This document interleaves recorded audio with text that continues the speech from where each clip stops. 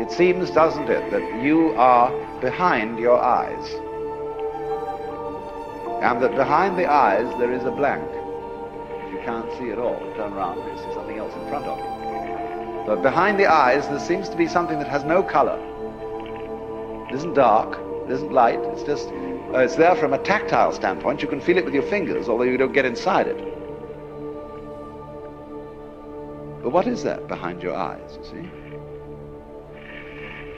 Well, actually, when you look out there and see all these people and things sitting around, that's how it feels inside your head. The color of this room is back here in the nervous system, where the optical nerves are at the back of the head. It's in there. It's what you're experiencing. What you see out here is a neurological experience. Now, if that hits you, and you feel sensuously that that's so, you may think that then therefore, the external world is all inside my skull. But you've got to correct that with the thought that your skull is also in the external world. So you suddenly begin to feel, well, wow, what a kind of a situation is this? It's inside me, and I'm inside it, and it's inside me, and I'm inside it. But that's the way it is. This is the what you could call transaction rather than interaction between the individual and the world. Just like, for example, in buying and selling, there cannot be an act of buying unless there's simultaneously an act of selling, vice versa. So the relationship between the organism and the environment is transactional. The environment grows the organism, and in turn the organism creates the environment. The organism turns the sun into light, but it requires there to be an environment containing a sun for there to be an organism at all. And the answer to it is simply, they're all one process. And it isn't that organisms by chance came into this world. Put it rather that this world is the sort of environment which grows organisms. It was that way from the beginning.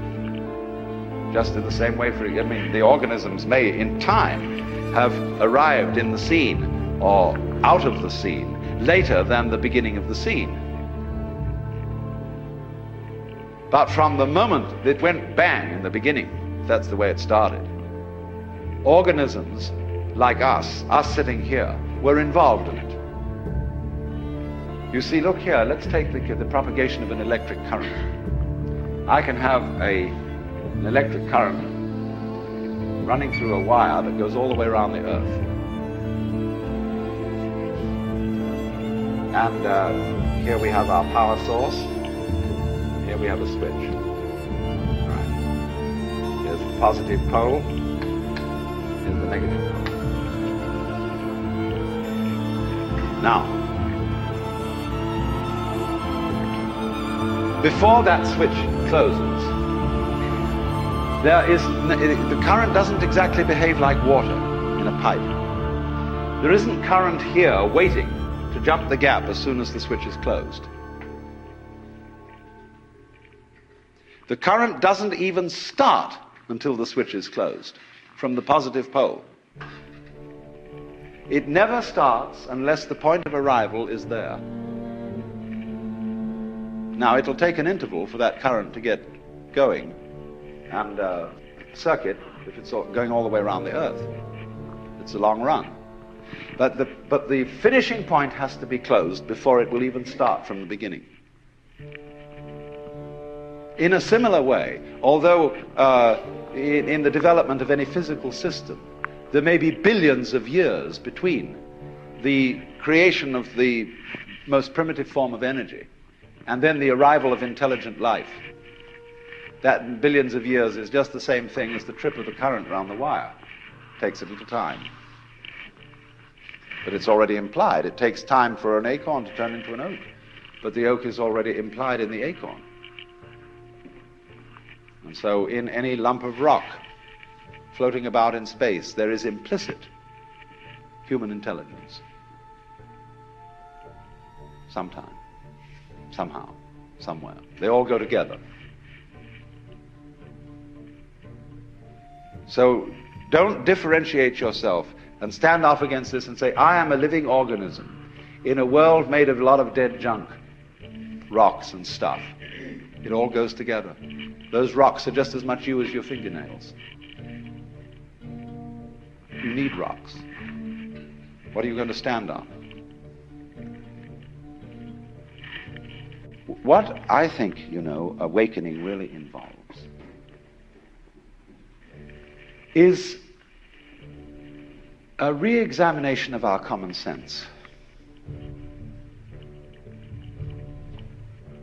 We've got all sorts of ideas built into us which seem unquestioned, obvious, and our speech reflects them. The commonest phrases. Face the facts, as if they were outside you. As if life was something you simply encountered as a foreigner. Face the facts.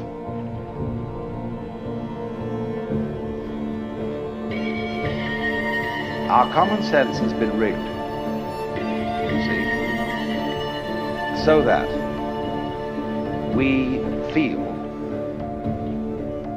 strangers and aliens in this world.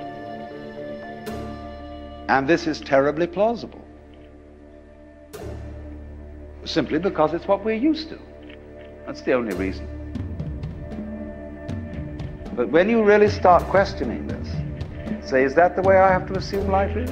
I know everybody does, but does that make it true? It doesn't necessarily. It ain't necessarily so. And so then as you question this basic assumption that underlies our culture, then you find you get a new kind of common sense. It becomes absolutely obvious to you that you are continuous with the universe. For example, people used to believe that the people who lived in the Antipodes would fall off. And that was scary. But then when somebody sailed around the world, and we all got used to it, and now we travel around in jet planes and everything, we have no problem about feeling that the Earth is globular. None whatever. We got used to it. So in the same way, Einstein's relativity theories, the curvature of the propagation of light, that began to bother people when Einstein started talking like that. But now we're all used to it. Well, in a few years, it will be a matter of common sense to very many people that they're one with the universe. It'll be so simple.